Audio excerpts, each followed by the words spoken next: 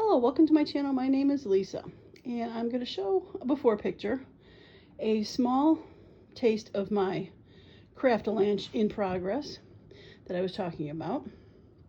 I have that pile right there. That's got to go. Stuff underneath. The shelf's not too bad. Stuff on the bottom is a bit worse. And then I've got a whole bunch of stuff on my paper drawers and my bin. But what I'm hoping that's going to help me out today is this. Make this shown this way. This is the card I bought on Amazon. I think it was like $20.98, $21 plus some tax. So let me see what I can get to fill this up to help with my Craft-Alanche. All right, I am back and I have done a lot. It took me about, I'd say 2 hours, maybe 2.5 hours to work on this. Worked up quite a little sweat. Yeah, I think it's quite awesome. So we're going to start out where we started the original video where I showed the mess and show you what I did. I did put on the top of this first cart, there is one of those magazine holders that I have put some loose papers in there. I'm not sure what's going to stay in there, but it was kind of tall stuff that had no other room, and I didn't want to flop it over, so that worked perfectly. Behind that is a bin of my little clear plastic. You can see like the one in front. I use those a lot for storage things that don't really fit too well in those bigger plastic containers. And for the middle shelf, I put all of my scraps. The scraps used to live on top of the second cart, and they would get very tippy. I couldn't put stuff on top of it really. So I decided to put it here in the middle, so it's still well within reach, and if I need to put some scraps away, it's really quick. But they don't need to have anything sitting on top and get any more Craft-Alanche. On the bottom, still has the same books that I had before, but I did add a tin of their cardstocks, like 4.5 by 6.5 blocks, a lot of solids that I have, and then a few of my printed ones in there.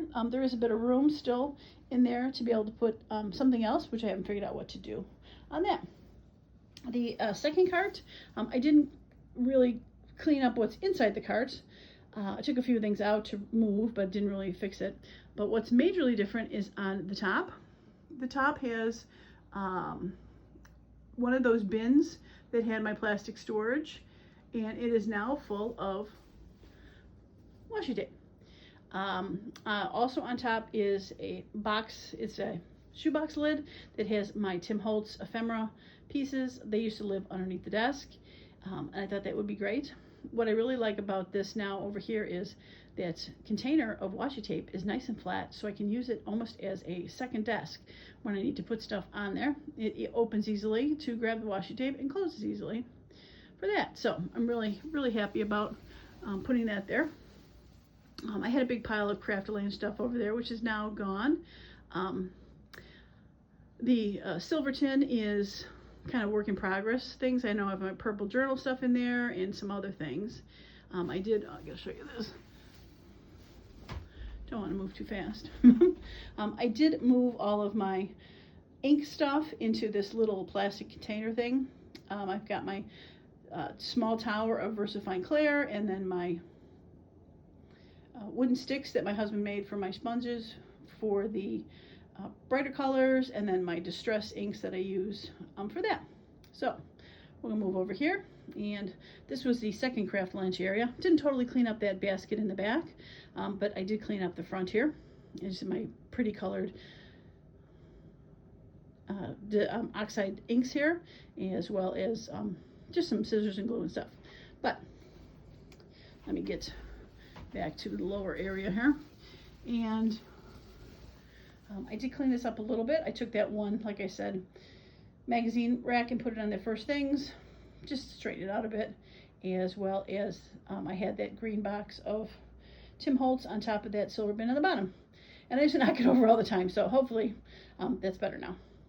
But the piece de resistance is the cart. Yay! Very excited about the cart. So I was able to put 15 of those plastic bins on the top and 15 on the bottom. I do have to relabel them. stand up one more time here. I do have to relabel them because all of my things had it this way because that's how they sat in the container.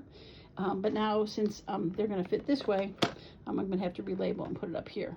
The reason I did that is I was able to put them, let me get these out of the way here.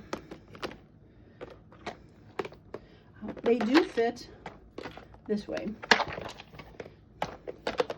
The containers, they do fit that way, but I could only fit 12 across the whole shelf. And when I turned them on their side, that's when I was able to add 15. So got 3 extra ones by doing it this way. Back in here, I was able to get 15 of them going that way, but now I need to just relabel them. So I got stickers back here, so I need to relabel them. It comes with, this cart came with hooks. I'm not sure if I'll keep my scissors there. Sorry about that close up. But I just want to show you it's got a hook there.